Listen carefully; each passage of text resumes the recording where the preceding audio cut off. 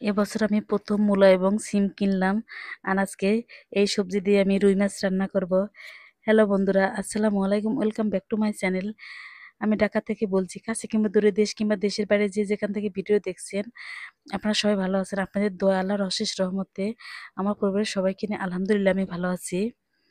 আমি মূলাগুলো কেটে নিচ্ছি, কাটার পর আমি একটু ভাপ দিয়ে নেব। মূলা এবং পেঁপে একটু ভাপ দিয়ে রান্না করলে স্মেলটা দূর হয়।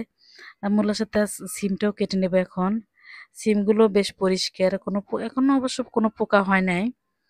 আমি কয়েকটা খুলে খুলে দেখলাম, পোকা হয় নাই। সুন্দর করে সিমগুলো কেটে নেব। তারপর আমি আজকে করলা দিয়ে আলু দিয়ে একটু ভাজি করব। আজকে দুই রকমের রান্নাই করব, কারণ আজকে একটু অনেক কাজ আছে। কাটে নিচ পরিষ্কার করতে হবে, তাছাড়াও তিনটা থ্রি পিস ওগুলো কাটতে হবে, এবং যদি সময় থাকে তাহলে আমি একটু মেশিনে বসবো, কারণ বাচ্চাদের পাশাপাশি লেখাপড়া সবকিছু দেখে সংসারের সব কাজকর্ম সেরে একটু বাড়তি ইনকাম করার চেষ্টা করি। যেহেতু ইনকামটা করলে বেশ সংসারের সাপোর্ট হয়, স্বামীর পাশে থাকা যায়, আর বাচ্চাদের আবদারও পূরণ করা যায়, নিজের ইচ্ছে মতো একটু কিছু কেনা যায়, এজন্য ভালো লাগে। এখন যে করলাটা কেটে একটু লবণ দিয়ে মাখিয়ে রাখলাম, মাখিয়ে রাখলে দেখা যায় কি বিচিটাও বের হয়ে আসে আর একটু নরম হয়। সময় থাকলে 10 মিনিটের জন্য রাখবো, কিন্তু যেহেতু আজকে সময় নেই, আমি 5 মিনিটই রাখবো। আর সঙ্গে একটু আলু কুচিয়ে দিয়ে দিব। এই যে রান্না করার জন্য মূলাটা আমি ভাপ দিয়ে নিচ্ছি। আজকে কুচানো পেঁয়াজ দিনে, আজকে বাটা পেঁয়াজ দিয়েই রান্না করব। সব মশলা দিয়ে হালকা একটু তেলে ভেজে নেব, যাতে আদা রসুন পেঁয়াজের যাতে কোনো গন্ধ না হয়, কাঁচা গন্ধ না থাকে। তারপর একটু পানি দিয়ে আমি কষিয়ে নেব।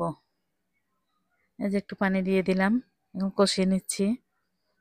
1 মিনিট কষাবো, বলকটা উঠলে সবজিগুলো ঢেলে দেব।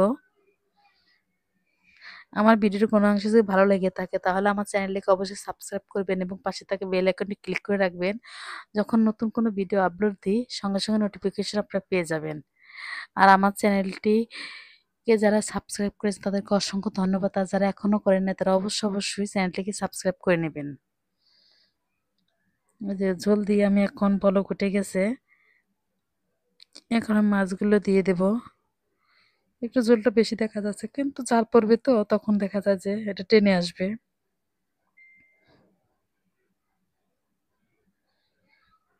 এটা প্রায় রান্নার শেষের দিকে, এখন আমি করলাটা ভাজি করে নেব।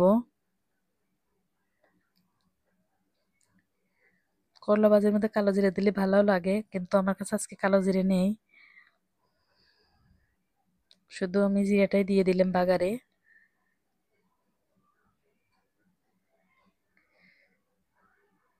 আমি সুন্দর করে ভাজি করে নেব।